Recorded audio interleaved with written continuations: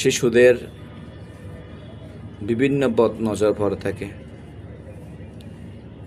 মানুষের বদ নজর এবং জিন বিভিন্ন ধরনের কুদৃষ্টি পড়ে থাকে।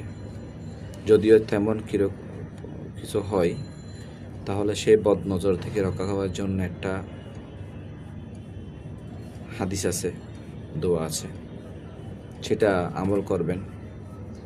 দোয়াটা হলো আউযু বিকালিমাতিল্লাহি তাম্মাতি মিন শাররি মা খালাক। এটা তিরমিজি শরীফের মধ্যে আছে। আবার বলছে আউযু বিকালিমাতিল্লাহি তাম্মাতি মিন শাররি মা খালাক। এটা পরে শিশুদেরকে ফুক দিবেন, ইনশাল্লাহ বদনজর থেকে রক্ষা পাবেন। এবং মানুষ চলার পথে অনেক শত্রুর সম্মুখীন হয়, অনেক খারাপ মানুষের সম্মুখীন হয়, ভয়ঙ্কর মানুষের সম্মুখীন হয়। এমন যদি সম্ভাবনা হয়ে থাকে, তখন একটি দোয়া আছে, হাসবুনাল্লাহ ওয়া নি'মাল ওয়াকিল, হাসবুনাল্লাহ ওয়া নি'মাল ওয়াকিল। এই আয়াতটা পড়বেন। এটা সূরা আলে ইমরানের 173 নম্বর আয়াত।